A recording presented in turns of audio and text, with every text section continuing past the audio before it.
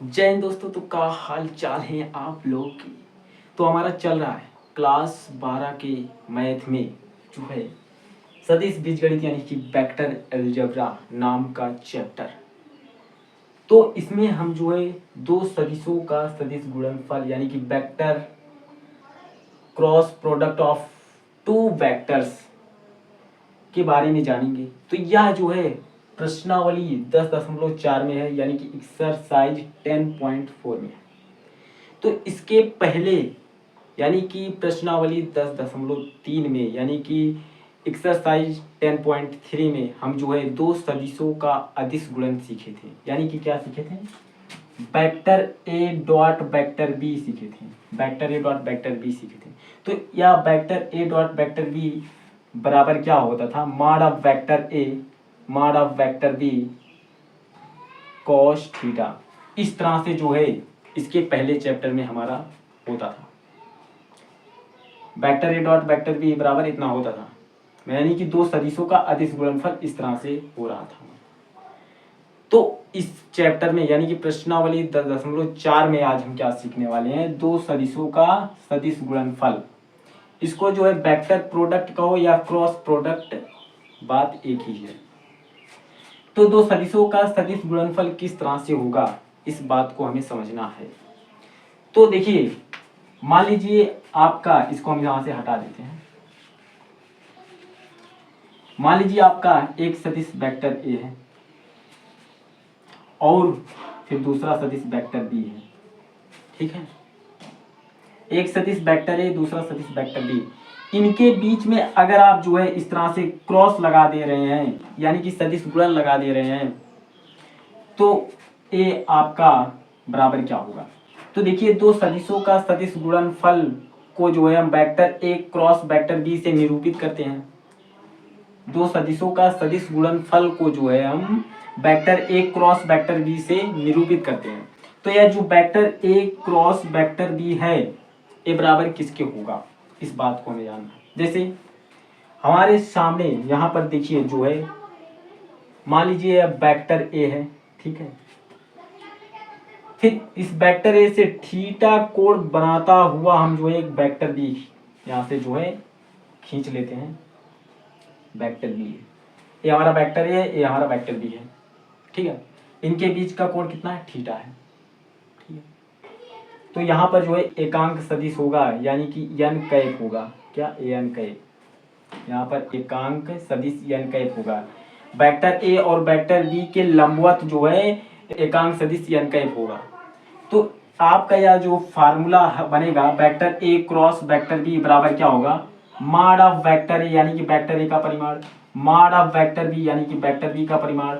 यहाँ पर जो है साइन थीटा रहेगा और n कैप रहेगा। तो इसके पहले आप क्या पढ़े थे? वेक्टर ए डॉट वेक्टर बी बराबर mod of vector A mod of vector B cos theta. तो यहाँ पर जो है कॉस थीटा हो रहा था। ठीक है, तो जब वेक्टर ए डॉट वेक्टर बी आप कर रहे थे तो आपका जो एक अदिश आ रहा था। जब एक वेक्टर ए डॉट वेक्टर बी आप करेंगे तो जो आपका मान आएगा वह एक अदिश आएगा।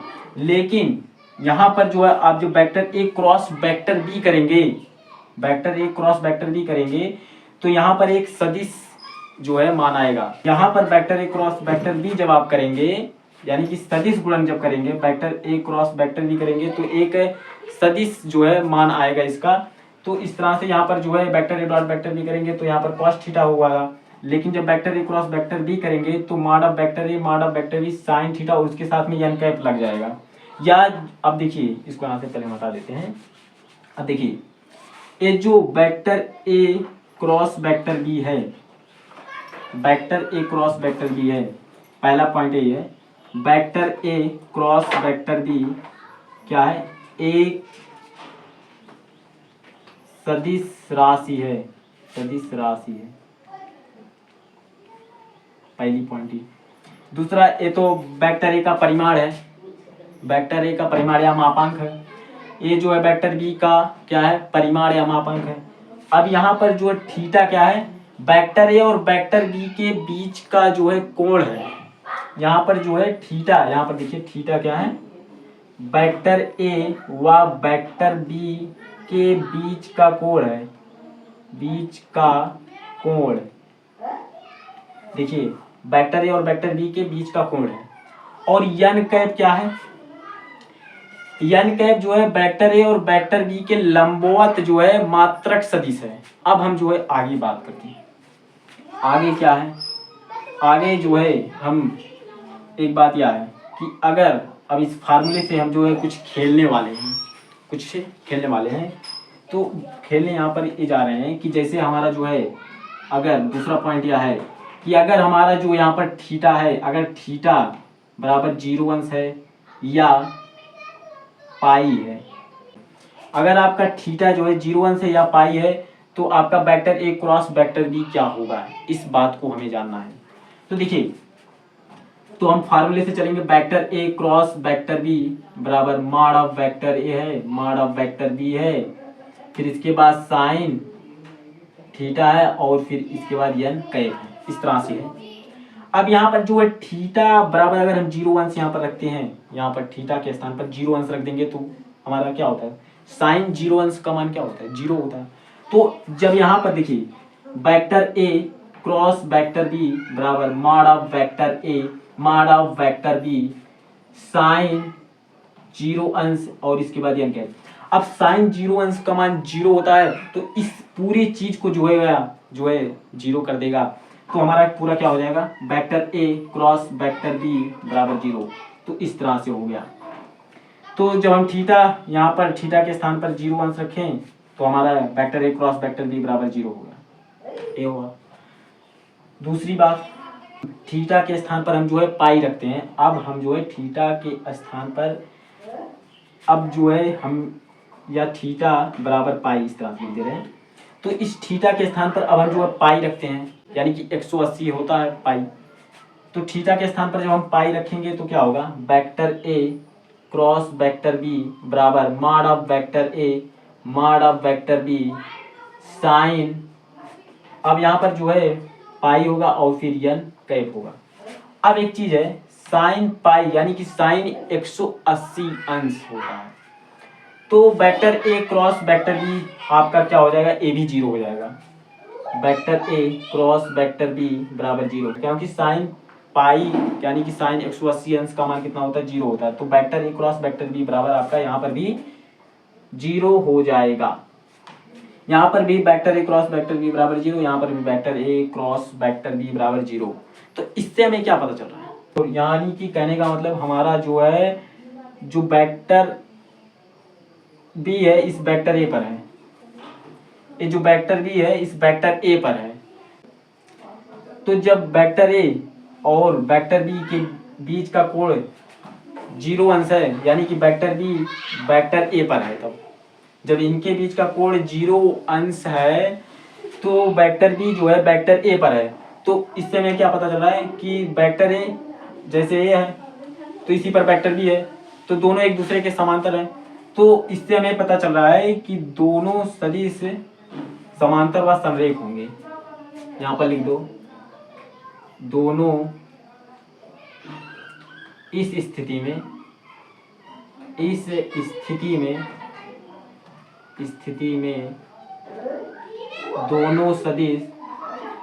दोनों सदिश समांतर व संरेख होंगे, समांतर व संरेख होंगे। तो यह जो है हमारा दूसरा पॉइंट था। अब हम जो है इस चीज को पूरे को हटाते हैं, अब तीसरे पॉइंट की बात करते हैं। तो आज हम जो है बहुत ही ज्यादा चीजें करने वाले हैं, तो फटाफट से इसको हटाते हैं तो अगले बात को लाते हैं। तो अब हम जो है अगले पॉइंट की बात करते हैं। तो अगला पॉइंट हमारा क्या है, तीसरा पॉइंट यही है, तीसरा पॉइंट हमारा है। तो तीसरा पॉइंट हमारा यह है कि अगर हम जो है आई कैप क्रॉस आई कैप कर दें तो यह क्या होगा, 0 होगा, 0 बड़ा छोटा 0 बन गया है। फिर इसी तरह से अगर जे कैप क्रॉस जे कैप होगा तो यह भी 0 होगा, और अगर के कैप क्रॉस के कैप होगा यह भी 0 होगा। इन सारी बातों को आपको याद करना होगा। कि आई कैप क्रॉस आई कैप बराबर 0, जे कैप क्रॉस जे कैप बराबर 0, के कैप क्रॉस के कैप बराबर 0। फिर अगला पॉइंट, अच्छा अगर हम बात करें कि आई कैप क्रॉस आई कैप बराबर 0 क्यों हुआ, ये तो प्रश्न उठता है क्यों। तो फार्मूला आप जानते हैं, वेक्टर ए क्रॉस वेक्टर बी बराबर mod of vector A mod of vector B sine theta n cap. तो यह फार्मूला आप जानते हैं। तो यह जब फार्मूला आप जानते हैं तो इसी फार्मूले से चलिए इसको लेकर। तो आई कैप क्रॉस आई कैप है, तो देखिए आई कैप क्रॉस आई कैप बराबर, तो देखिए आई कैप है तो आई कैप है यहाँ पर, तो आई कैप का यहाँ पर जो है परिमाण होगा आई कैप का परिमाण। फिर इसके बाद यहाँ पर भी आई कैप का परिमाण, फिर इसके बाद साइन थीटा एन कैप। अब बात यहाँ पर है कि आई कैप का क्रॉस आई कैप के साथ लिया गया है, तो इनके बीच जो कोण बनेगा यानी कि थीटा जो होगा वह कितना होगा, 0 अंश होगा। कितना, 0 अंश। तो यहाँ पर जो थीटा का मान है यहाँ पर 0 अंश रखा जाएगा। तो आई कैप क्रॉस आई कैप बराबर mod of I cap mod of I cap sine 0 अंश फिर एन कैप। तो साइन 0 अंश का मान कितना होता है, 0 होता है। तो आई कैप क्रॉस आई कैप बराबर कितना हो जाएगा, 0। इसी तरह से आप इसको भी कर सकते हैं, जे कैप क्रॉस जे कैप बराबर 0, के कैप क्रॉस के कैप बराबर 0। आप समझ गए ना। इतनी बातें अगर आपको समझ में आ गई तो हम आगे बात करते हैं। तो आगे बात करते हैं यहाँ पर चौथा पॉइंट। तो चौथा पॉइंट हमारा यह है कि अगर हम जो है इस आई कैप को जे कैप के साथ जो है क्रॉस ले लें, आई कैप क्रॉस जे कैप ले लें, तो ये बराबर होगा किसके, के कैप के। आई कैप क्रॉस जे कैप बराबर के कैप। इन सारी बातों को आपको याद करना होगा, बिना याद करे आपको जो है आगे समझ में नहीं आएगा। जब आपको ये सारी बातें याद रहेंगी तो आप क्वेश्चन को बड़े चुटकियों में ही सॉल्व कर लेंगे। तो देखिए अब जो है अगर हम क्या करें, जे कैप क्रॉस के कैप कर दें तो ये हमारा क्या होगा, आई कैप हो जाएगा। फिर इसी तरह से अगर हम जो है के कैप क्रॉस आई कैप कर दें तो ये हमारा जे कैप हो जाएगा। तो ये हमारा चौथा पॉइंट भी हो गया। तो इस तरह से अगर हम इस चौथे पॉइंट में कुछ हेरा फेरी कर दें तो अभी देखिए अलग चीज हो जाएगा। अलग चीज क्या होगा, देखिए पांचवा पॉइंट लीजिए। अगर हम जो है जे कैप क्रॉस आई कैप कर दें तो यह हो जाएगा माइनस के कैप, माइनस के कैप हो जाएगा। जे कैप क्रॉस अगर आई कैप कर रहे हैं तो माइनस के कैप हो जाएगा। फिर इसी तरह से अगर हम यहाँ पर जो है के कैप क्रॉस जे कैप कर दें तो यह माइनस आई कैप का। इसी तरह से अगर हम आई कैप क्रॉस के कैप कर दें ये हो जाएगा माइनस जे कैप। इसी को जो है हम उल्टे हैं, आई कैप को इधर कर दिए, जे कैप को उधर, तो यहाँ पर जो है जे कैप क्रॉस आई कैप हो गया बराबर माइनस के कैप। तो इस तरह से हमारा यहाँ पांचवा पॉइंट भी हो गया। तो अब हम जो है छठे पॉइंट की बात करते हैं। तो यहाँ से इसको हटा देते हैं तभी तो छठे पॉइंट की बात होगी आगे। तो इसको हटाते हैं तो आगे बात करते हैं। तो अब हम जो है छठवें पॉइंट की बात करते हैं कि हमारा छठवां पॉइंट क्या होगा। देखिए तो यहाँ पर हम छठवें पॉइंट का, छठवां पॉइंट यह है कि जो हमारा सदिश गुणनफल होता है वह क्रम विनिमय नियम का पालन नहीं करता। यानी कि वेक्टर ए क्रॉस वेक्टर बी है, इसको अगर आप पलटोगे, एक मिनट, वेक्टर ए क्रॉस वेक्टर बी बराबर ए नहीं बराबर होता है किसके, vector B cross vector A की। ठीक है, यानी कि वेक्टर ए क्रॉस वेक्टर बी नहीं बराबर होता है vector B cross vector A के। तो इस तरह से जो है हमारा क्या होता है, सदिश गुणन जो होता है वह क्रम विनिमय नियम का पालन नहीं करता। तो यानी कि वेक्टर ए क्रॉस वेक्टर बी बराबर आप इस तरह से लिख सकते हैं minus vector B cross vector A. तो यहाँ पर लिख दो, यहाँ पर लिख दो सदिश गुणनफल, सदिश गुणनफल क्रम विनिमय विनिमय नियम का पालन नहीं करता, का पालन नहीं करता है। तो ये हमारा 6वां पॉइंट हो गया, 7वां पॉइंट। तो 7वां पॉइंट हमारा क्या होगा? 7वां पॉइंट हमारा यह होगा जो हमने फार्मूला भी जाना था, क्या? वेक्टर ए क्रॉस वेक्टर बी बराबर mod of vector A mod of vector B, इसके बाद साइन थीटा एन कैप। ये जो है हमने फार्मूला जो है शुरू में ही जान लिया था। इस फार्मूले को 1 मिनट बटन बंद कर ले, खुल गया है। तो देखिए क्या होगा, ये हमने जो है शुरू में ही जो है इस फार्मूले को जाना था पहले ही पॉइंट में। तो पहले पॉइंट में जाना था, तो इस फार्मूले में दोनों तरफ आप जो है माड लीजिए।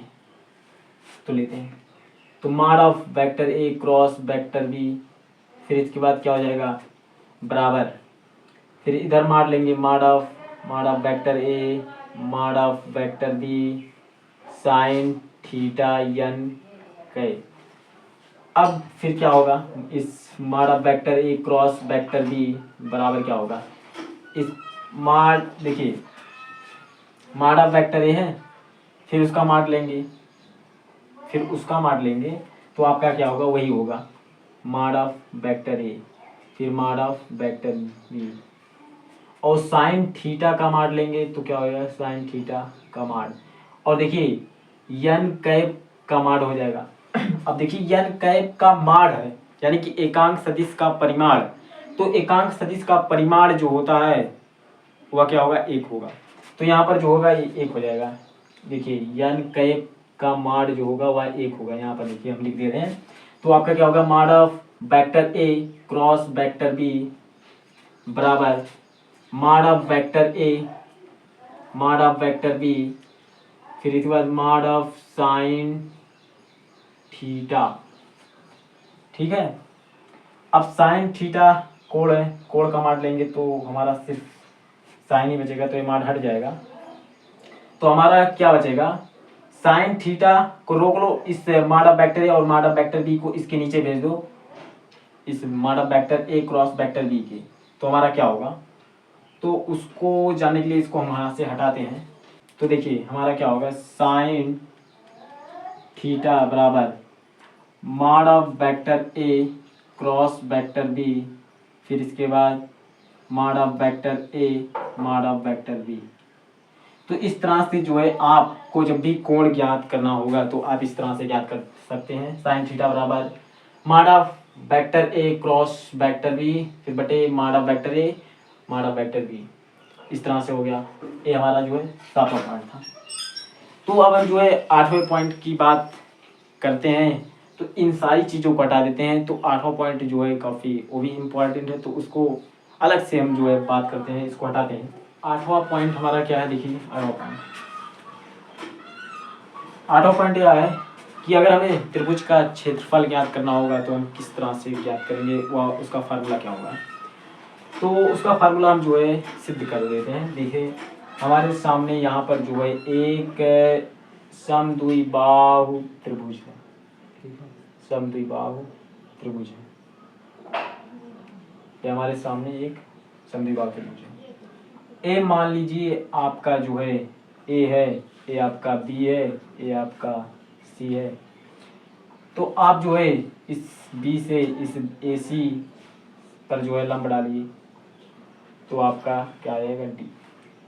मान लीजिए इनके बीच का कोण कितना है, थीटा है, ठीक है, इनके बीच का कोण थीटा है।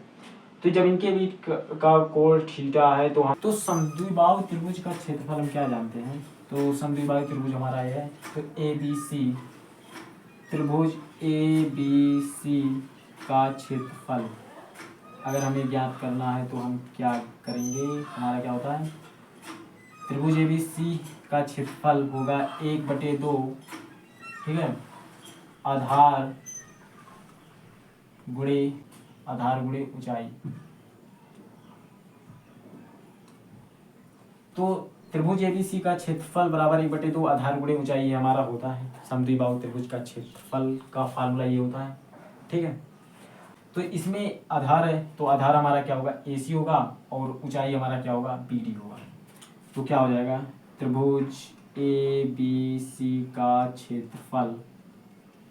क्षेत्रफल बराबर 1/2, आधार क्या है, AC है, तो AC गुणे BD, इस तरह से जो है हमारा हो गया। अब बात यहाँ पर यह है कि हमें जो है BD चाहिए, AC को भी चाहिए। अब हम जो है इस AC वेक्टर को हम जो है वेक्टर A मान लेते हैं, और इस AB वेक्टर को वेक्टर B मान लेते हैं। तो हमारा क्या हो जाएगा, AB वेक्टर बराबर वेक्टर B, और AC वेक्टर बराबर वेक्टर A, ठीक है, इस तरह से हो गया। अब इस AB वेक्टर का परिमाण लेंगे तो हमारा क्या होगा, मॉड ऑफ AB वेक्टर बराबर क्या हो जाएगा, AB, इसको सिर्फ AB ऐसे लिख सकते हैं, और इस वेक्टर B को या फिर आप जो है ऐसे B लिख सकते हैं। इसी तरह से अब हम जो है इसको लिखते हैं, तो A हमारा क्या होगा, मॉड ऑफ AC वेक्टर बराबर AC हो जाएगा, ठीक है, या फिर A हो जाएगा, इस तरह से। तो अब हम जो है हमें जो है AC कितना दिया हुआ है, AC के स्थान पर हम A लिख सकते हैं, तो हमें जो है A दिया हुआ है, हमें BD नहीं दिया हुआ है, BD हमें नहीं दिया, तो हम BD को ज्ञात करते हैं। तो BD किस तरह से ज्ञात होगा, देखिए, तो यहाँ पर जो है हमें थीटा कोण बन रहा है, तो थीटा कोण बन रहा है तो हम इसका साइन लेंगे, तो साइन लेते हैं, तो साइन थीटा बराबर क्या होता है, देखिए साइन थीटा बराबर होता है, लाल बटे कक्का पढ़े, लाल बटे कक्का, पहले होता साइन, फिर कॉस, फिर इसके बाद टाइम, तो लंब बटे कर। तो लंब आपका क्या है, ये तो है BD, और कर्ण आपका क्या है, ये वेक्टर B। तो आपका क्या हो जाएगा, BD बटे ये वेक्टर B है, तो वेक्टर B का परिमाण लिया जाएगा, तो वेक्टर B का परिमाण B हो जाएगा। तो यहाँ पर जो है आपका क्या हो जाएगा, BD बराबर B साइन थीटा हो जाएगा, ठीक है, BD बराबर B साइन थीटा। तो आपका BD बराबर B साइन थीटा हो गया। तो आप यहाँ पर BD, अब इस फार्मूले से चलिए, देखिए AC के स्थान पर जो है आप A रखिए, और BD के स्थान पर B साइन थीटा रखिए, तो आपका क्या हो जाएगा, त्रिभुज ABC का क्षेत्रफल क्या हो जाएगा, क्षेत्रफल बराबर 1/2 है, 1/2 हो गया। फिर AC आपका क्या है, A है, तो A गुणे फिर B साइन थीटा, तो B साइन थीटा हो जाएगा। अब यहाँ पर जो है आप जो है इस साइन थीटा का जो है मान रखिए, साइन थीटा का मान क्या होगा, देखिए साइन थीटा आपका क्या था, साइन थीटा बराबर था आपका mod of vector A cross vector B बटे mod of vector A mod of vector B, इस तरह से था। तो यहाँ पर साइन थीटा रखिए, तो आपका क्या होगा, त्रिभुज ABC का क्षेत्रफल बराबर 1/2 AB साइन थीटा का मान कितना है, mod of vector A cross vector B बटे mod of vector A mod of vector B। तो AB जो है वेक्टर A का परिमाण है, AB वेक्टर B का परिमाण है, AB mod of vector A जो है वेक्टर A का परिमाण है, mod of vector B, A जो दोनों चीज है कट जाएंगे, A जो दोनों चीज है कट जाएंगे, तो आपका बचेगा क्या, त्रिभुज ABC का क्षेत्रफल बराबर 1/2 mod of vector A cross vector B. तो इस तरह से जो है आपका जो है त्रिभुज का क्षेत्रफल निकल गया, यानी कि त्रिभुज एबीसी का क्षेत्रफल बराबर 1/2 माडा वेक्टर ए क्रॉस वेक्टर बी, यही जो है त्रिभुज का क्षेत्रफल है। तो त्रिभुज एबीसी का क्षेत्रफल ज्ञात करने के लिए आप क्या करेंगे, तो 1/2 है, ये जो है माड लगा हुआ है तो वेक्टर ए है, तो ये पहले तो वेक्टर ए यहाँ पर देखिए, वेक्टर ए किसके बराबर है, वेक्टर ए सी के। तो यहाँ पर जो है वेक्टर ए सी क्या है आपका ए, तो आप वेक्टर ए सी ज्ञात कर लेंगे और यहाँ पर वेक्टर ए के स्थान पर रख देंगे। फिर इसके बाद जो है वेक्टर बी है, तो वेक्टर बी आपका किसके बराबर है, वेक्टर ए बी के। तो यहाँ पर वेक्टर ए बी है तो वेक्टर ए बी ज्ञात कर लेंगे, ठीक है। फिर इसके बाद यहाँ पर रख देंगे, फिर जो है आपका इस तरह से जो है त्रिभुज एबीसी का क्षेत्रफल ज्ञात हो जाएगा। तो हम जो है अगले पॉइंट को लाते हैं, इसको हटाते हैं। तो अब हम जो है अगले पॉइंट को देखते हैं। तो अगला पॉइंट हमारा क्या है, 9वां पॉइंट है। 9वां पॉइंट यह है कि जब भी हमें समांतर चतुर्भुज का क्षेत्रफल ज्ञात करना होगा, कब, जब आपको जो है संलग्न भुजा दी रही, जब आपको संलग्न भुजा दिया रहेगा तब उस समय जो है आपको जो है समांतर चतुर्भुज का क्षेत्रफल किस तरह से ज्ञात होगा, उसका फार्मूला देखते हैं। तो उसका फार्मूला निकालते हैं, तो अभी आप जानेंगे कि उसका फार्मूला क्या है। देखिए उसके लिए आप जो है इस तरह से समांतर चतुर्भुज के लिए क्या करेंगे, इस तरह से सबसे पहले जो है वेक्टर ए खींच लेंगे, फिर इस वेक्टर ए से जो है थीटा कोण बनाता हुआ जो है आप जो है वेक्टर बी खींच लीजिए, क्या वेक्टर बी इस तरह से, ठीक है। फिर क्या करेंगे, आप जो है इस को ए नाम दे दीजिए, यहाँ से इसको मिला दीजिए। तो इस तरह से आप जो है इसको मिला देंगे,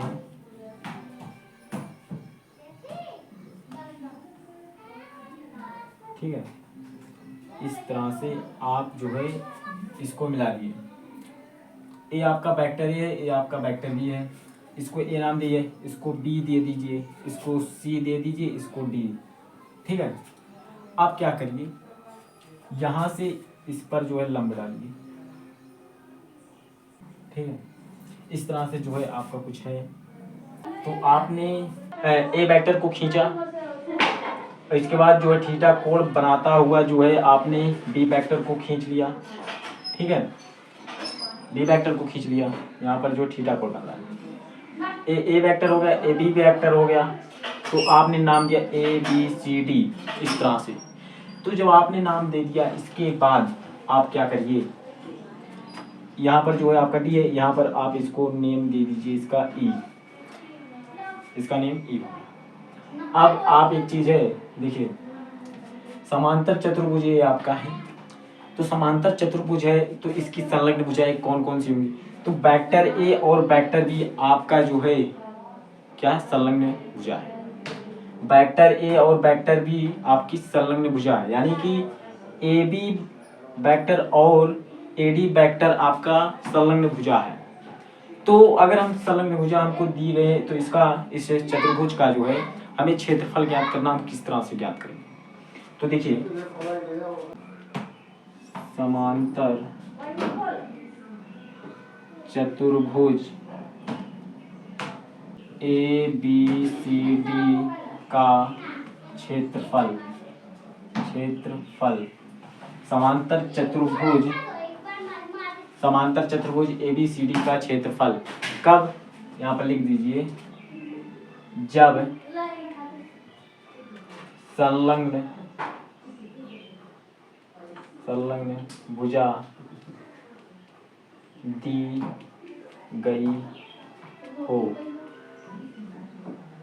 जब संलग्न भुजा दी गई हो तो उस समय जो है समांतर चतुर्भुज का क्षेत्रफल क्या होगा, इस बात को हमें जानना है। तो इस तरह से हमारा जो है चित्र है। तो देखिए समांतर चतुर्भुज का क्षेत्रफल क्या होगा, समांतर चतुर्भुज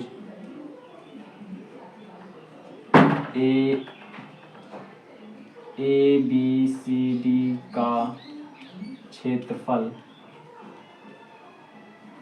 क्या होगा, बराबर यहाँ पर लिख रहे हैं जो है ए बी गुणे डी ई, ए बी गुणे डी ई, यानी कि आधार गुणे ऊंचाई होगा, आधार गुणे ऊंचाई।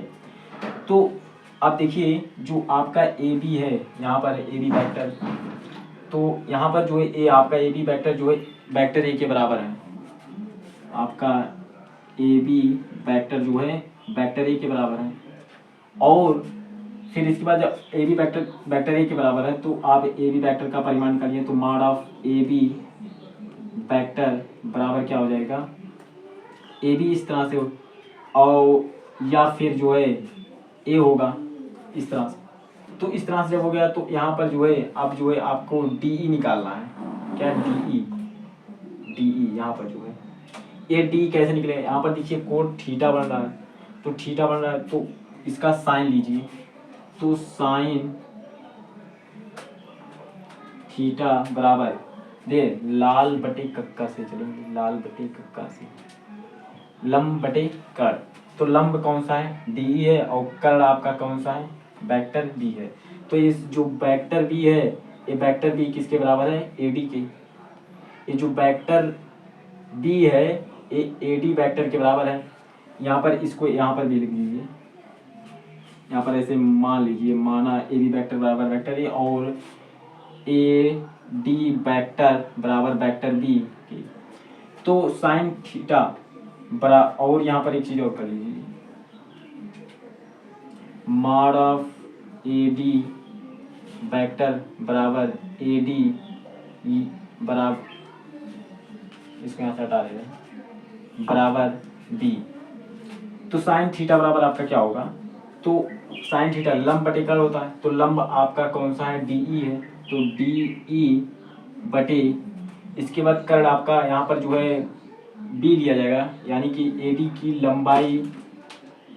लंबाई लिया जाएगा, तो ए डी हमारा पूरा वेक्टर बी है, तो वेक्टर बी का परिमाण यानी कि बी लिया जाएगा, तो यहाँ पर तो यहाँ पर बी हो गया, तो आपका डी ई बराबर क्या हो जाएगा, डी ई बराबर बी साइन थीटा, इस तरह से डी बराबर जो है बी साइन थीटा।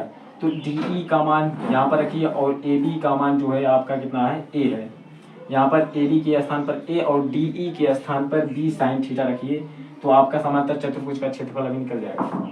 इस क्षेत्र को आप हम जो है हटा देते हैं यहाँ से, तो यहाँ पर रखिए, देखिए हम लिख देते हैं यहाँ पर समांतर चतुर्भुज का क्षेत्रफल बराबर क्या है ए बी गुणे डी ई है, तो ए बी हमको कितना दिया हुआ है ए दिया हुआ है, तो आपका क्या हो जाएगा ए गुणे डी आपको कितना दिया हुआ बी साइन थीटा, तो यहाँ पर जो होगा क्या बी साइन थीटा हो जाएगा, इस तरह से यहाँ पर जो है बी साइन थीटा हो जाएगा।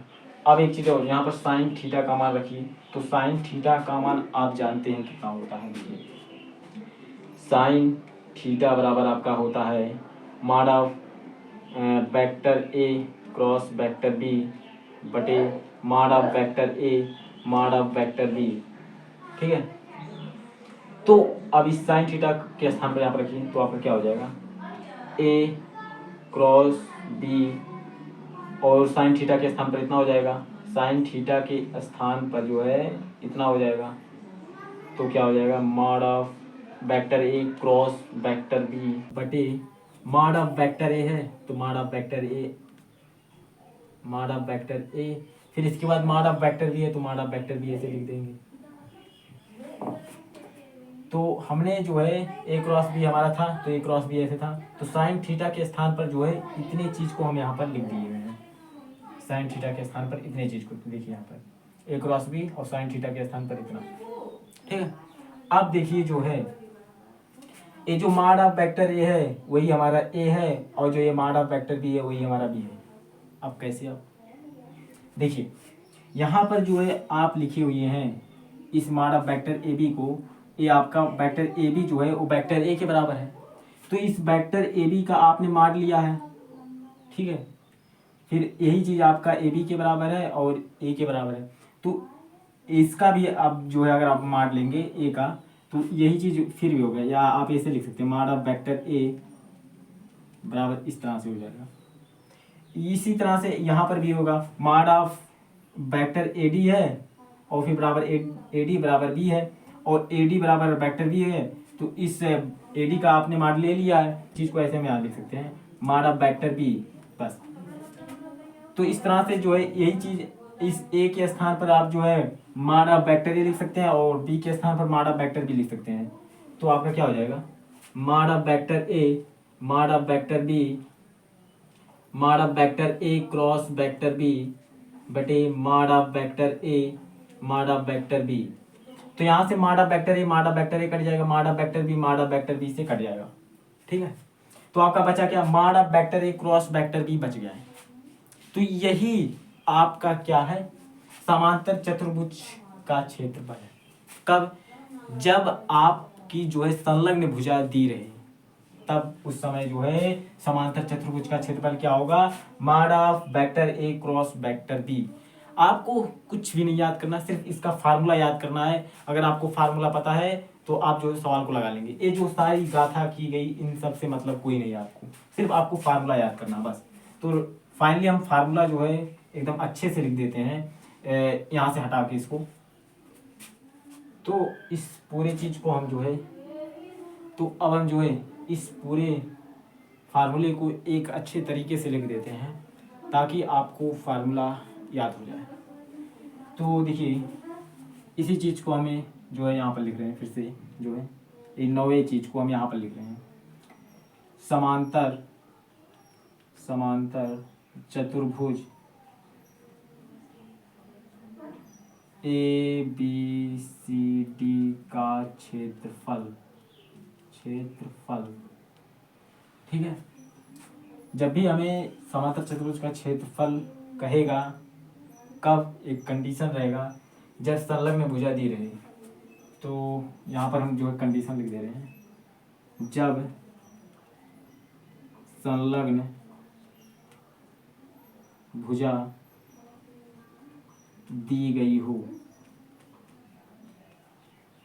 जब संलग्न भुजा दी गई हो उस समय समांतर चतुर्भुज का क्षेत्रफल क्या होगा, इस बात को हम यहाँ पर लिख रहे हैं। देखिए उस समय समांतर चतुर्भुज का जो क्षेत्रफल होगा वह होगा क्या, देखिए वह या होगा माड ऑफ, ऐसे माड लगा दीजिए। ठीक है, फिर इसके बाद वेक्टर ए क्रॉस वेक्टर बी, इस तरह से समांतर चतुर्भुज का क्षेत्रफल कब? जब संलग्न भुजा दी गई हो, तो उस समय जो है यही होगा mod of vector A cross vector B. जो वेक्टर ए है वो वेक्टर ए बी था, और जो वेक्टर बी है वो आपका क्या था, वो आपका था वेक्टर ए डी था। क्या था? वेक्टर ए डी था। वेक्टर ए जो है आपका बराबर था वेक्टर ए बी के, और जो है वेक्टर बी है वो आपका बराबर था वेक्टर ए डी के। तो इस तरह से आप जो है जब वेक्टर ए बी निकाल लेंगे तो वही जो है आपका वेक्टर ए हो जाएगा, और जो वेक्टर ए डी था उसको आप निकालेंगे तो आपका वेक्टर ए डी जो है बराबर वेक्टर बी के, तो आपका वेक्टर बी निकल जाएगा। तो आप इस तरह से जो है निकाल लेंगे वेक्टर ए और वेक्टर बी को यहाँ पर रख देंगे, उसका मान ले लेंगे, तो जो है समांतर चतुर्भुज का जो है क्षेत्रफल निकल जाएगा। तो ये इस फार्मूले को आप जो है सिर्फ याद रखिए, ये जो आपको गाथा बताया गया इसको मत याद करिए, कोई जरूरी नहीं है, आप सिर्फ फार्मूले को याद करिए बस। ये आपका जो है 9वां फार्मूला था। अब जो हम आगे बात करते हैं, इस सारी चीज को हटा देते हैं अब, लेकिन जो अगला हम फार्मूला बात करेंगे अब उनको सिद्ध नहीं करेंगे, हम डायरेक्ट आपको फार्मूला बता दें, क्योंकि फार्मूला आपको जरूरी है जानना, और वैसे तो वो आपके पूछा नहीं जाता जो है ये सिद्ध करने के लिए कि आप जो है फार्मूला सिद्ध करिए कि किस तरह से होगा। तो हम जो है अब फार्मूला बता दे रहे हैं, ये जो है सारी गाथा वाथा नहीं बताएंगे अब, क्योंकि ये पूछा जाएगा नहीं, कौन सा फायदा, हमारे एग्जाम में पूछा जाएगा नहीं। तो हम अगले फार्मूले की बात कर लेते हैं, 2-4 फार्मूला और जो है। अब हम जो है अगले फार्मूले को जानते हैं, तो हमारा अगला फार्मूला क्या होगा। अगला फार्मूला हमारा क्या है 11 वाला। तो जैसे अगर आपके जो है दो सदिश, यानी कि एक मान लीजिए वेक्टर है और दूसरा वेक्टर भी है, तो उनका अगर हमें सदिश गुणन करना है तो किस तरह से हम करेंगे देखिए। तो हम मान लेंगे कि माना वेक्टर ए बराबर A1 i plus A2 j plus A3 k इस तरह से, ये आपका वेक्टर ए हो गया। अगर हम वेक्टर बी बराबर हमारा तब क्या होगा, अगर हम वेक्टर बी, तो वेक्टर बी बराबर हमारा क्या होगा, तो वेक्टर बी बराबर हमारा क्या हो जाएगा, B1 i plus B2 j plus B3 k इस तरह से हो गया। हमने एक को वेक्टर ए और वेक्टर दूसरे को वेक्टर बी मान लिया। तो वेक्टर ए और वेक्टर बी जब हमने मान लिया, तो अगर हम वेक्टर ए का क्रॉस वेक्टर बी के साथ करें तो किस तरह से होगा देखिए। तो वेक्टर ए क्रॉस वेक्टर बी बराबर, तो वेक्टर ए है पहले, तो वेक्टर ए का यहाँ पर जो है सारी मान को यहाँ पर रखिए। तो A1 i plus A2 j plus A3 k और फिर क्रॉस से क्रॉस लगा दीजिए। फिर वेक्टर बी है तो B1 i plus B2 j plus B3 k। ठीक है, इस तरह से हमने कर दिया। अब क्या करेंगे, ए यहाँ पर A1 रहेगा, तो A1 i को इस पूरे के साथ जो है हम क्रॉस लेंगे। तो फिर A2 j का इस पूरे के साथ, फिर A3 k को जो है इस पूरे के साथ जो है क्रॉस लेंगे। तो देखिए क्या होगा, A1 i है यहाँ पर, B1 i है, तो हमारा क्या हो जाएगा A1 B1 फिर इसके बाद i क्रॉस i इस तरह से। फिर इसके बाद जो है यहाँ पर A1 i है, फिर यहाँ पर जो है B2 j है, तो क्या हो जाएगा आपका A1 B2 i cross j इस तरह से। फिर इस A1 i का इस B3 k के साथ, तो हमारा क्या होगा A1 B3 i cross k इस तरह से। फिर अब जो है इस A1 i का इस पूरे के साथ हो गया। अब इसके बाद A2 j है, तो इस A2 j इस पूरे के साथ लीजिए, तो हमारा क्या होगा देखिए A2 B1 जो है j क्रॉस i इस तरह से। फिर इसके बाद इस A2 j का इस B2 j के साथ, तो हमारा क्या होगा A2 B2 j cross j इस तरह से। फिर इसके बाद जो है इस A2 j का इस B3 k के साथ, तो हमारा हो जाएगा A2 B3 j cross k। ठीक है, फिर अब जो है हमारा B2 j का इस पूरे के साथ खत्म हो गया। अब जो है A3 k बचा है, तो A3 k का इस पूरे के साथ लेंगे, तो हमारा क्या होगा A3 B1 k cross i। फिर इसके बाद हमारा क्या है A3 k का इस B2 j के साथ, तो हमारा A3 B2 k cross j। ठीक है, फिर इस A3 k का B3 k के साथ, तो हमारा क्या हो जाएगा A3 B3 k cross k। इस तरह से जो है हमने कर दिया। ये हमारा क्या है वेक्टर ए क्रॉस वेक्टर बी। ठीक है, अब एक चीज आप जो है पढ़े हैं कि अभी शुरुआत में जो है i क्रॉस i है यहाँ पर, तो यह 0 हो जाएगा। अभी तो आप शुरुआत में ही तो पढ़े i क्रॉस i आपका क्या हो रहा था 0, और j क्रॉस j आपका क्या होता है 0, और फिर इस तरह से k क्रॉस k आपका क्या हो रहा था 0। तो जहाँ जहाँ पर ए चीज़ आपको दिखे वहाँ पर 0 कर दीजिए। तो यहाँ पर जो है आप देख रहे हैं यहाँ पर 0 हो जाएगा आपका, यहाँ पर i क्रॉस i तो 0 हो जाएगा। तो ए जब 0 तो ए भी 0 हो जाएगा। फिर इसके बाद यहाँ पर जो है यहाँ पर देखिए j क्रॉस j है, तो ए 0 तो ए भी 0। फिर यहाँ पर ये लास्ट में k क्रॉस k है, तो ए 0 तो ए भी 0। तो ए 0 यानी कि ये चीज़ें हमारी जो है खत्म हो गई। तो बचा क्या, ए बचा और ए बचा, ए बचा। तो इन सारी चीज़ों को आप देखते हैं आगे। वेक्टर ए क्रॉस वेक्टर बी बराबर, अब ए तो आपका खत्म हो गया है यानी कि 0 हो गया, ए भी आपका जो है 0 हो गया है और ए भी 0 हो गया है। तो अब इन पर जो है हमें ध्यान नहीं देना है, अब ध्यान इस पर देना है, इस पर। तो इस पर देखिए i cross j i cross j है, तो आप जो है पढ़े थे अभी शुरुआत में ये भी, आई कैप क्रॉस जे कैप आपका क्या हो रहा था, के कैप क्या हो रहा था। तो यहाँ पर क्या हो जाएगा, के कैप हो जाएगा, आई कैप क्रॉस जे कैप कैप आई कैप क्रॉस जे कैप के स्थान पर जो है क्या हो जाएगा, के कैप हो जाएगा। तो आपका क्या हो जाएगा, A1 B2 के कैप, ये वाला खत्म, ये दिया। अब दिया A1 B3 और फिर क्या, आई कैप क्रॉस के कैप। तो आपका आई कैप क्रॉस के कैप क्या हो रहा था, आई कैप क्रॉस के कैप आपका क्या हो रहा था, माइनस जे कैप हो रहा था। तो यहाँ पर जो है आपका क्या हो जाएगा, माइनस जे कैप हो जाएगा। तो यहाँ पर माइनस, यहाँ पर प्लस कर दीजिए पहले, तो प्लस हो गया, फिर A1 B3 फिर गुणे माइनस जे कैप, इस तरह से ये भी आपका खत्म। अब इसकी पारी है A2 B1 की। अब A2 B1 की पारी है तो प्लस लगाइए, अब ऐसे A2 B1 लिखिए।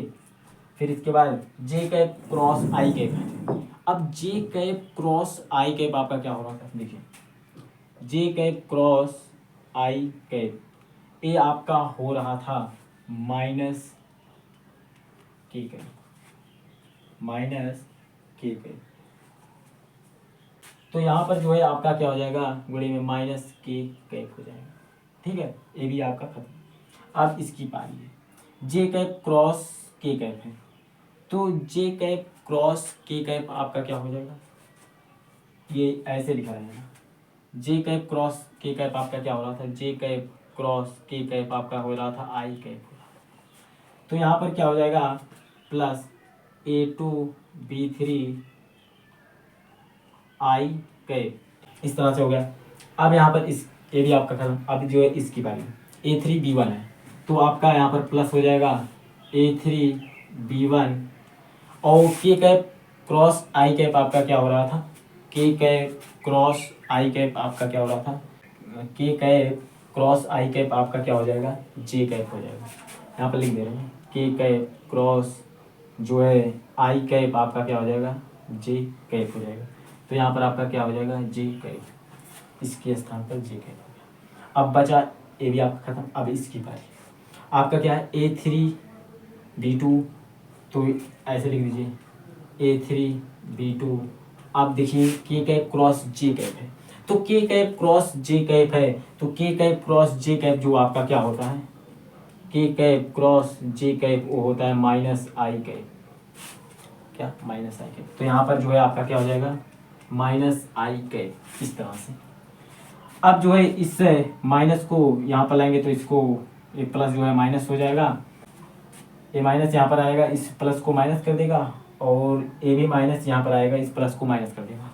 तो हमारा क्या होगा, वेक्टर ए क्रॉस वेक्टर बी बराबर A1 B2 k cap minus A1 B3 j cap, फिर minus A2 B1 k cap, फिर plus A2 B3 i cap, फिर plus A3 B1 j cap, फिर minus A3 B2 i cap. इस तरह से जो है आपका वेक्टर ए क्रॉस वेक्टर बी हो गया। ठीक है, तो अब जब आपका इतना हो गया तो आप जो है आई कैप को आई कैप के साथ कर दीजिए और जे कैप को जे कैप के साथ कर दीजिए और के कैप को के कैप के साथ कर दीजिए। तो उसको करने के लिए हमें जो है इस ऊपर की जगह को लेना होगा। तो आपका वेक्टर ए क्रॉस वेक्टर बी बराबर क्या होगा, तो आई कैप आपका कहाँ पर है, आई कैप यहाँ पर जो है प्लस का और यहाँ पर माइनस का, तो इसको एक में करेंगे तो क्या हो जाएगा, A2 B3 minus A3 B2, फिर इसके बाद आई कैप ऐसे लगा देंगे। फिर जे कैप आपका कहाँ पर है, यहाँ पर भी है प्लस का और फिर यहाँ पर जो है माइनस का है। तो आपका क्या हो जाएगा, A3 B1 minus A1 B3, इसके बाद जे कैप इस तरह से लग जाएगा। फिर इसके बाद के कैप यहाँ पर जो है प्लस का, यहाँ पर जो है माइनस का है, तो आपका क्या हो जाएगा plus A1 B2 minus A2 B1 k cap. तो ये जो है आपका वेक्टर ए क्रॉस वेक्टर बी आ गया। तो यही आपका है। जब भी आपको वेक्टर ए क्रॉस वेक्टर बी ज्ञात करना होगा तो आप जो है अगर इस चीज़ को याद किए रहेंगे तो आपको आसानी होगा।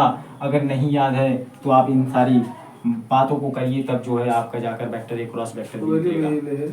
और अगर आपको वेक्टर ए क्रॉस वेक्टर बी निकालना है तो आप एक तरीके से और निकाल सकते हैं। तो दूसरा तरीका यह है, दूसरा तरीका वेक्टर ए क्रॉस वेक्टर बी जैसे आपका है तो आप क्या करिए, तो ऐसे जो है दो डंडा खड़ा करिए, इसके बाद आई कैप लिखिए, यहाँ पर जे कैप, यहाँ पर के कैप लिख लीजिए। फिर इसके बाद जो है वेक्टर ए के जो आई कैप का गुणांक है, जे कैप का गुणांक और के कैप का गुणांक यहाँ पर लिख दीजिए। तो आपका A1 था, फिर यहाँ पर B1 था, यहाँ पर A1 था, फिर A2 था, फिर A3 था। फिर यहाँ पर जो है वेक्टर बी के आई कैप का, जे कैप का और के कैप का गुणांक यहाँ पर लिख दीजिए। तो क्या हो जाएगा B1 B2 B3। तो आप जो है इस तरह से जो है वेक्टर ए क्रॉस वेक्टर बी इस तरह से भी निकाल सकते हैं। तो अगर आप वेक्टर ए क्रॉस वेक्टर बी इस तरह से निकालेंगे तो भी आपका वेक्टर ए क्रॉस वेक्टर बी इतना ही आएगा जितना ऊपर आया है। अगर आप वेक्टर ए क्रॉस वेक्टर बी इसके तरीके से निकालेंगे तो भी आपका यही आंसर आएगा। अगर आप ये चीज़ नहीं करना चाहते तो आप जो है जैसे आप इतनी लंबा गाथा किए वैसे करिए तो भी आपका जो है यही चीज़ आएगा। तो मैं जो है आपको ये भी करके दिखा देता हूँ। अभी देखिए यही चीज़ आएगा, तो इसको हटा देते हैं। तो हम ए क्रॉस बी करते हैं इस चीज़ में। तो देखिए इस चीज़ में करने के लिए आपको क्या करना होगा, जो आई कैप के लोग हैं ये सारी चीज़ को और इन सारी चीज़ को आप छोड़ दीजिए, यानी कि ऐसे और ऐसे करें तो आपकी चार चीज़ बचे A2 A3 B2 B3। तो आप क्या करिए, इस A2 का जो है B3 के साथ गुणा और इस A3 का इस जो है B2 के साथ गुणा करिए। तो आपका क्या होगा A क्रॉस B बराबर क्या होगा A2 B3 माइनस रहता तो माइनस लगा दीजिए। फिर इसके बाद A3 B2 इस पूरे का आई कैप लगा दीजिए, ठीक है। इसके बाद जो है माइनस होता है, माइनस लगा दीजिए, इसके बाद ब्रैकेट लगाइए। अब इसके बाद देखिए अब आई कैप का हो गया, ठीक है, इसको हम हटा देते हैं, आई कैप वाला हो गया। अब हम जे कैप की बारी करते हैं, जे कैप की। देखिए तो जे कैप की बारी है, तो जे कैप के ऐसे रख दीजिए हाथ और इधर रख दीजिए, ठीक है, ऐसे, यानी कि ए वाला चीज़ पूरा जो है टूट जाएगा, यानी कि ए वाला और ए वाला पूरा हट जाएगा। तो बचेगा A1 A3 B1 B3 यही बचेगा। तो यहाँ पर लिखिए, तो A1 B3 माइनस रहता तो माइनस लगा दिए। फिर इसके बाद जो है इसका A3 B1, इसके बाद जे कैप ऐसे लग जाता है। फिर इसके बाद यहाँ पर जो है अब प्लस रहेगा, यानी कि एक बार यहाँ पर प्लस रहेगा, फिर यहाँ पर जो है माइनस रहता है, फिर यहाँ पर प्लस रहेगा। तो आपका अब के कैप की पारी है। अब इसको मैं से इसको भी हटा देते हैं, के कैप की पारी है। तो के कैप में ए वाला चीज़ हट जाएगा और ए वाला चीज़ हट जाएगा, ऐसे और ऐसे और ऐसे। तो आपका बचेगा A1 A2 B1 B2। तो आपका क्या होगा, इस A1 का इस B2 के साथ गुणा, इस A2 का इस B1 के साथ गुणा हो जाएगा। तो आपका क्या होगा A1 B2 माइनस रहता तो माइनस लगा दीजिए। फिर इसके बाद A2 B1, इसके बाद यहाँ पर जो है के कैप लगा देंगे, ठीक है। अब क्या करिए, इस माइनस को इसके अंदर भेजिए। तो आपका क्या होगा वेक्टर ए क्रॉस वेक्टर बी बराबर A2 B3 minus A3 B2, इसके बाद आई कैप हो जाएगा, माइनस अंदर भेज दिए तो यहाँ पर प्लस हो जाएगा। तो आपका ये जो है माइनस हो जाएगा, यहाँ पर प्लस है तो माइनस हो जाएगा, तो यहाँ पर माइनस ए वाला प्लस हो जाएगा। तो इसको हम आगे लिख दे रहे हैं, तो A3 B1 minus A1 B3, इसके बाद जे कैप, फिर प्लस प्लस लगा देंगे A1 B2 minus A2 B1 k cap. तो इस तरह से आपका हो गया। तो वेक्टर ए क्रॉस वेक्टर भी आपका यही आ गया। तो यही चीज़ आप देखिए ऊपर भी है, यही चीज़ आप देखिए ऊपर भी है। तो आप चाहे उस तरह से करिए उतना लंबा प्रोसेस से, चाहे आप जो है इसे छोटे से चीज़ से कर लीजिए, आपका हो गया। यही चीज़ तो है A2B3 माइनस A3B2 आई कैप लगा प्लस फिर A3B1 माइनस A1B3 जे कैप A1B3 जे कैप, फिर देखिए A1B2 माइनस माइनस फिर A2B1 फिर A2B1 के कैप लगा। तो इस तरह से जो है आप इस चीज़ से भी आप कर सकते हैं, चाहे उस चीज़ से करिए जो अभी आप लंबा प्रोसेस वाला देखें, चाहे इस छोटे से प्रोसेस वाली चीज़ को देखिए। तो दोनों तरीके से आप जो है कर सकते हैं। तो अब हम जो है अगले बात को करते हैं, इसको हटाते हैं। तो अब तक जो है हमने जितने फार्मूले को पढ़ा उसमें से सिर्फ आपको जो है इन 4 फार्मूले को ज़्यादा जो है ध्यान देना है। तो इन 4 फार्मूले में जो है आप एक तरीके से नॉलेज बूस्टर आप पाए हैं। तो ये आपका इन 4 फार्मूले में आपको 4 फार्मूला क्या है, देखिए। पहला है वेक्टर ए क्रॉस वेक्टर बी जो है बराबर है मॉड ऑफ वेक्टर ए और mod of vector B sine theta n, ये पहला फार्मूला। दूसरा फार्मूला है कि जब किसी त्रिभुज का क्षेत्रफल आपको ज्ञात करना होगा तो आप जो है इस फार्मूले को लगाएंगे 1/2 mod of vector A cross vector B, जहाँ वेक्टर ए और वेक्टर बी जो है त्रिभुज की भुजाओं के क्या है, सदिश है, ठीक है। और तीसरा क्या है, अगर आपको समांतर चतुर्भुज का क्षेत्रफल ज्ञात करना होगा तो आप जो है इस फार्मूले को लगाएंगे, क्या है, mod of vector A cross vector B, जहाँ वेक्टर ए और वेक्टर बी संलग्न भुजा है। और चौथा क्या है, समांतर चतुर्भुज का क्षेत्रफल 1/2 mod of vector A cross vector B, जहाँ वेक्टर ए तथा वेक्टर बी क्या है, कर्ण है। तो ये दोनों समांतर चतुर्भुज का क्षेत्रफल ज्ञात करने के जो है फार्मूले हैं, लेकिन एक कंडीशन है, जब आपको संलग्न भुजा कहेगा तो आप इस जो है फार्मूले को लगाएंगे समांतर चतुर्भुज के क्षेत्रफल के लिए। और अगर आपको जो है कर्ण दिया रहेगा तो आप जो है उस समय जो है समांतर चतुर्भुज का क्षेत्रफल निकालने के लिए इस फार्मूले को लगाएंगे। तो इस तरह से जो है 4 फार्मूले आपके जो है बहुत ही ज़्यादा इम्पॉर्टेंट है इस चैप्टर के लिए। तो इस 4 फार्मूले को आप जो है याद कर लीजिए, इससे जो है आपका पूरा चैप्टर ख़त्म हो जाएगा। तो हम जो है आगे बात करते हैं इन फार्मूले पर आधारित जो है क्वेश्चंस के बारे में। हमने जो है इस फार्मूले का विस्तार पहले ही कर दिया है जो है, तो उसको आप देख चुके हैं। तो हम जो है क्वेश्चंस को देखते हैं। तो पहला एग्जाम्पल हमारा आपके सामने अभी आ जाएगा। और तो हमारे सामने जो है पहला एग्जाम्पल है। तो पहला एग्जाम्पल क्या है, यदि वेक्टर ए बराबर 2i cap plus j cap plus 3k cap तथा वेक्टर बी बराबर 3i cap plus 5j cap minus 2k cap, तो वेक्टर ए क्रॉस वेक्टर बी का मान ज्ञात कीजिए। तो वेक्टर ए क्रॉस वेक्टर बी का मान हमें ज्ञात करना है, तो हम किस तरह से ज्ञात करेंगे। तो उसके लिए अभी हमने जो है एक डिब्बे में कुछ देखा था। तो वेक्टर ए क्रॉस वेक्टर बी बराबर आपका क्या था, इस तरह से जो है आपने डब्बा बनाया था। तो इसमें जो है आपने यहाँ पर आई कैप लिखा था, यहाँ पर जे कैप लिखा था, यहाँ पर जो है के कैप लिखा था, ठीक है। तो वेक्टर ए में आई कैप का गुणांक कितना है, 2 है, तो यहाँ पर 2 लिखिए। फिर जे कैप का गुणांक यहाँ पर जो है 1 है, तो यहाँ पर 1 लिख दीजिए।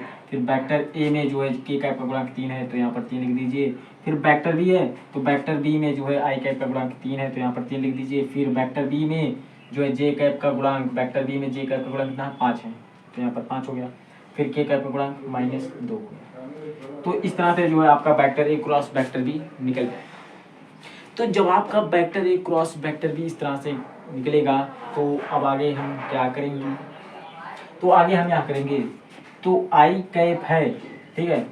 तो ऐसे इस आई कैप के इस सीधे में जो जितने हैं इनको जो है हम नहीं लेंगे और इसको भी नहीं लेंगे। तो इस वाली चीज़ को नहीं लेंगे और इस वाली चीज़ को नहीं लेंगे, तो हमारा 4 चीज़ बचेगा, 1 3 5 -2। अब क्या करेंगे कि इन चारों चीज़ में जो है 1 का इस -2 के साथ गुणा करेंगे, फिर इसके बाद इस 3 का इससे 5 के साथ जो है गुणा करेंगे। तो 1 का -2 के साथ गुणा करेंगे तो -2 हो जाएगा, क्या हो जाएगा, -2 हो गया। फिर इसके बाद यहाँ पर जो है पहले से माइनस रहता है, फिर इस 3 का इस 5 के साथ गुणा करेंगे तो 5 के 15, तो यहाँ पर जो है 15 हो जाएगा। फिर इसके बाद यहाँ पर आई के पैसे लगा देंगे, ए बराबर है वेक्टर ए क्रॉस वेक्टर बी। ठीक है, इतनी बातें अगर आपको समझ में आ गई तो हम आगे बढ़ते हैं। आगे क्या है, हमने आई कैप को कर लिया है, अब हम जे कैप को कर लेंगे। तो जे कैप को किस तरह से करेंगे इस बात को देखते हैं। अब इसको हम यहाँ से हटाते हैं पहले। अब इस आई कैप की बात हो गई, अब जे कैप की पारी है। तो जे कैप के सीधे में ऐसे आप इस चीज़ को नहीं लेंगे, जे कैप के सीधे में जितनी चीज़ हैं उनको नहीं लेंगे और इसको भी नहीं लेंगे, इस चीज़ को नहीं लेंगे, इस चीज़ को नहीं लेंगे। तो हमारा 4 चीज़ यहाँ पर भी बचा, 2 3 3 -2। अब क्या करेंगे, इस 2 का इस -2 के साथ गुणा करेंगे, इस 2 का -2 के साथ गुणा, इस 3 का जो है इसे 3 के साथ गुणा कर देंगे। तो उससे पहले हम जानते हैं कि यहाँ पर जो है माइनस रहता है, फिर इसके बाद यहाँ पर ब्रैकेट लगा देंगे। तो क्या हो जाएगा, देखिए 2 दूना 4, लेकिन माइनस का 4, फिर इसके बाद माइनस पहले से रहता है, 3 त्रिका 9, इसके बाद जे कैप हो जाएगा, फिर प्लस, फिर इसके बाद अब जे कैप की कहानी ख़त्म। अब जो है के कैप की पारी आ गई। तो के कैप को किस तरह से करेंगे, तो के कैप को करने के लिए आप जो है के कैप की इस तरह की चीज़ों को नहीं लेंगे और जे कैप के कैप की सीध में जितनी चीज़ें हैं उनको नहीं लेंगे और इस चीज़ को नहीं लेंगे, ये ऊपर वाली चीज़। तो 4 चीज़ हमारा क्या बचा, यही चीज़, 2 1 3 5। तो क्या होगा, इस 2 का इस 5 के साथ गुणा करेंगे, इस 1 का इस 3 के साथ गुणा करेंगे। तो हमारा क्या होगा, 2 पंचे 10, यानी कि 10 माइनस लगता है, माइनस लगा देंगे। तो 1 का गुणा 3 के साथ तो 3 हो जाएगा, फिर इसके बाद के कैप हो जाएगा। फिर देखिए यहाँ पर जो है 17 हो जाएगा माइनस का, लेकिन माइनस का 17 आई कैप, फिर माइनस, फिर देखिए 9 4 13, लेकिन माइनस का 13 हो जाएगा, क्या माइनस का 13 जे कैप। फिर इसके बाद यहाँ पर जो है प्लस रहेगा 7 के कैप, घटा देंगे 10 -3 7 हो जाएगा, बराबर वेक्टर ए क्रॉस वेक्टर बी। तो वेक्टर ए क्रॉस वेक्टर बी बराबर क्या हो जाएगा, -17 आई कैप, ये जो माइनस अंदर जाएगा तो प्लस कर देगा, +13 जे कैप, +13 जे कैप, फिर +7 k cap, -17 i cap +13 j cap +7 k cap, जो है आपका वेक्टर ए क्रॉस वेक्टर बी आ गया। अगर आप इसका माड ले लेंगे तो परिमाण निकल जाएगा। तो माड लेते हैं यहाँ पर, देखिए mod of vector A cross vector B बराबर, तो उसके लिए आप अंडर रूट लगाएंगे इस तरह से। तो देखिए आई कैप का गुणन कितना है, -17 है, तो यहाँ पर -17 लिखेंगे, उसका स्क्वायर कर देंगे। फिर इसके बाद जे कैप का गुणांक 13 है, तो यहाँ पर जो है 13 लिखेंगे, उसका स्क्वायर कर देंगे। फिर इसके बाद के कैप का गुणांक 7 है, तो यहाँ पर 7 लिखेंगे, उसका स्क्वायर कर देंगे। तो इस तरह से जो है आपका परिमाण निकल जाएगा। तो 17 का स्क्वायर करेंगे तो आपका कितना होगा, फिर इसके बाद 13 का स्क्वायर करेंगे तो आपका कितना होगा, फिर इसके बाद 7 का स्क्वायर करेंगे तो उसका कितना होगा। तो इन सब का स्क्वायर करके आप जो है उसका रूट निकाल लेंगे, तो आपका जो है माड़ा वेक्टर ए क्रॉस वेक्टर बी आ जाएगा।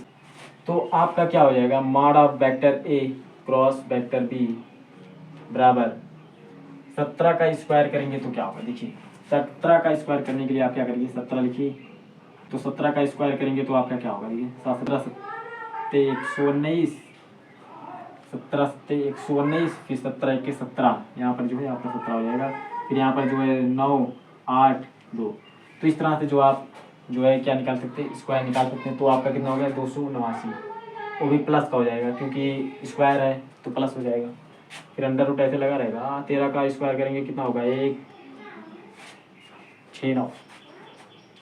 देखिए किस तरह से होगा, देखिए 13 है, गुणे 13 कर दीजिए, 13 3 39, ठीक है। फिर 13 के 13 हो जाएगा, तो 9 6 1 इतना तो होगा। फिर इसके बाद 7 7 49, तो इस तरह से आपका 49 हो गया। फिर हमारा वेक्टर ए क्रॉस वेक्टर बी बराबर, इन सारी चीज़ों को अगर जोड़ेंगे तो आपका अंडर रूट 507 आएगा। तो इस तरह से जो है आप इसका जो है परिमाण भी निकाल सकते हैं। इस तरह से जो है आप वेक्टर ए क्रॉस वेक्टर बी आपका निकल गया, उसका परिमाण निकाल दिए, ठीक है, इस तरह से आप जो इस सवाल को लगा सकते हैं।